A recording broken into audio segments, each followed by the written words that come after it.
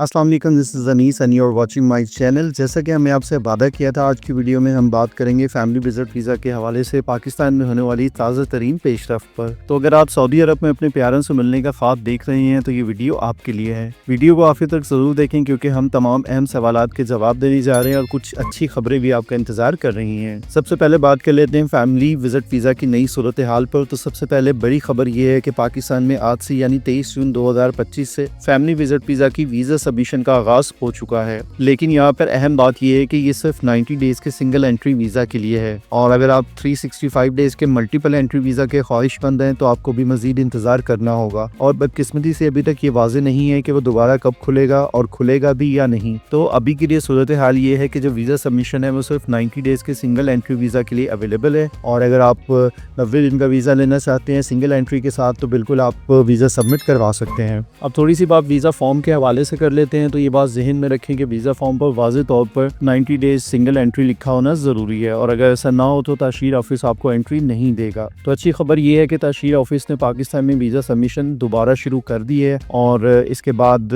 आपके जो पासपोर्ट्स हैं वो एम्बेसी जाएंगे और वीज़ा की स्टैंपिंग का आगाज़ हो जाएगा, लेकिन सिर्फ उन लोगों के लिए जो दुरुस्त मालूमात के साथ पहुँचते हैं। तो जाने से पहले पूरी रिसर्च कर लें और अपने मुकम्मल डॉक्यूमेंट्स को साथ लेकर जाएं ताकि आपको दोबारा चक्कर ना लगाना पड़े। अब यहाँ पर बात कर लेते हैं ऑनलाइन अपॉइंटमेंट के मसले की। अब मसला ये है कि ताशीर ऑफिस की जो वेबसाइट है उसके ऊपर अपॉइंटमेंट कभी दस्तयाब होती है और कभी गायब हो जाती है, बिल्कुल जैसे कोई छुपन छुपाई वाला सीन चल रहा है। तो बिल्कुल ऐसा ही है। तो अगर आप किसी करीबी शहर में रहते हैं तो आप बराह रास्त सुबह सुबह ताशीर ऑफिस जा सकते हैं, शायद आपको एंट्री मिल जाए। लेकिन अगर आप दूर दराज इलाके से आ रहे हैं तो ये रिस्क मत लें वरना आपका टाइम और पैसा दोनों ज़ाया होंगे। सो बेहतर है थोड़ा सा इंतज़ार कर लें। हो सकता है कि इसी हफ्ते के अंदर नहीं भी कल तक या मैक्सिमम भी इसी हफ्ते के अंदर ये जो अपॉइंटमेंट वाला मसला ये ख़त्म हो जाएगा और उसके बाद आप प्रॉपर अपॉइंटमेंट वेबसाइट से ले सकते हैं और उसके बाद आप ताशीर ऑफिस बिल्कुल जा सकते हैं। अब चूँकि 90 दिन का सिंगल एंट्री वीज़ा दस्तियाब है और इस वक्त जो फ़ीस है अगर हम उसकी बात करें तो जो फ़ीस किसी ज़माने में मल्टीपल एंट्री वीज़ा की होती थी 365 डेज़ की, अब तकरीबन जो सिंगल एंट्री वीज़ा 90 डेज़ का उसकी भी फ़ीस बराबर हो चुकी है। और अगर हम बात करें कि अगर आप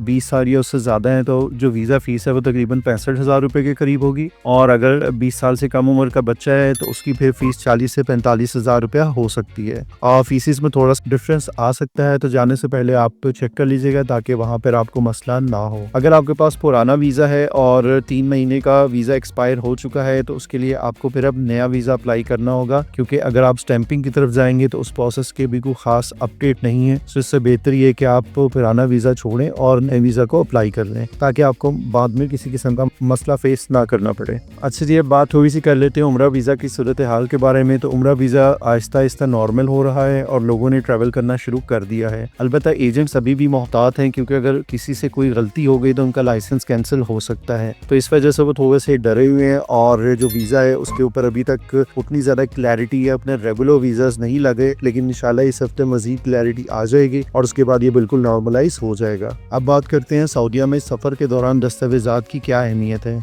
अगर आप मक्का मदीना या जद्दा से बाहर व्याज या दमाम या किसी भी और शहर जाना चाहते हैं जैसे कि आप अपनी फैमिली से मिलने या रिलेटिव के पास तो बिल्कुल आप जा सकते हैं, लेकिन उसके लिए आपके पास अपने शौहर या भाई का प्रॉपर अकामे की कॉपी का होना ज़रूरी है क्योंकि ये वो डॉक्यूमेंट है जिसके बगैर अगर आप ट्रैवल करेंगे तो फिर आपके लिए प्रॉब्लम हो सकती है क्योंकि आप उम्रा वीज़ा पर वहाँ पर गए हैं। तो उम्रा वीज़ा पर अगर आप मक्का मदीना जद्दा से बाहर जाते हैं तो फिर आपके पास अकामा की प्रॉपर कॉपी का होना ज़रूरी है क्योंकि इन शहरों से बाहर सिक्योरिटी चेक होता है और आपसे दस्तावेज़ात मांगी जाती हैं। तो अपने साथ तमाम ज़रूरी और असल दस्तावेज़ात लाजमी रखें ताकि किसी किस्म की कानूनी कार्रवाई से बच सकें। जहाँ तक होटल और ट्रांसपोर्ट की पाबंदियों की बात है तो खुसूसन मक्का मदीना और जद्दा में अब होटल और ट्रांसपोर्ट की बुकिंग की सख्ती से चेकिंग हो रही है और अगर आप किसी ऐसे होटल में या किसी ऐसी जगह पर ठहरे हैं या कोई ऐसी ट्रांसपोर्ट इस्तेमाल करें जो रजिस्टर्ड नहीं है तो आपको प्रॉब्लम का सामना करना पड़ सकता है। तो जाली और गैर रजिस्टर्ड बुकिंग पर अब आपको मसाइल का सामना हो सकता है। तो जाने से पहले अपनी बुकिंग को प्रॉपर तरीके से वैलिडेट कर लें और उसके बाद आप ट्रैवल करें।